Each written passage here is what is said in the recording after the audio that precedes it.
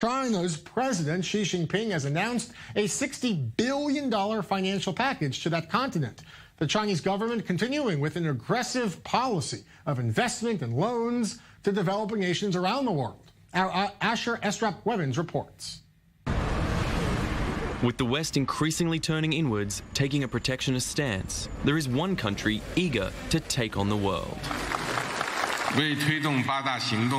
China is willing to provide another $60 billion in support to Africa through government assistance, investment, and financing of financial institutions and enterprises. Currently courting African heads of state at the Beijing summit of the Forum on China-Africa Cooperation, Beijing is making friends. China is playing a very constructive role on the African continent, and it's a partner in development.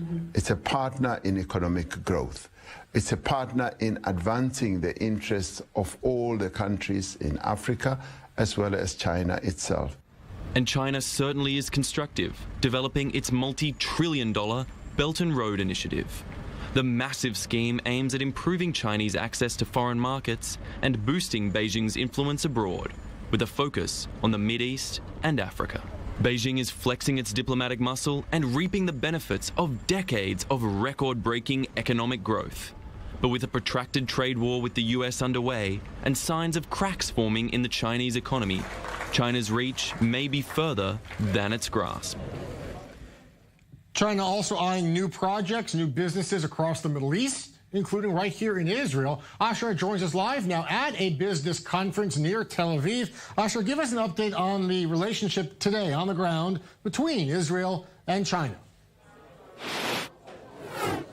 Well, Jeff, what we're seeing is a strength of relationships. Israel and China, both countries that are really open for business, and the Israeli government is here trying to promote that sort of relationship with the Chinese government. And China, likewise, with its Belt and Road Initiative and its Made in China 2025 approach, is looking for any business partners it can get. Israel really able to provide that innovative spirit that China really needs to develop. And while a minor partner, obviously not on the scale of some other bigger economies, is really able to develop something here. And that's what we're seeing on display here at today's conference. So what kind of businesses, what kind of investment are we actually seeing or will we see in the future on the ground across Israel?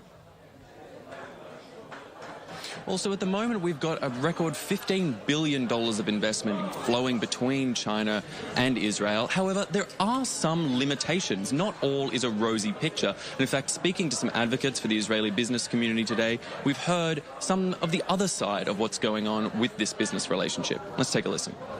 The Israelis in general are much less patient than the Chinese. So where the Chinese are looking at long-term, really as a long-term, a lot of the time there's a difference in mentality. There's a lot of Chinese interest here in Israel, and I think it's growing very fast. And I think we just need to be a little bit more patient and work with the Chinese to even take it to areas that we're not there yet. All right, Asher, live for us. Thank you so much for the update from the conference.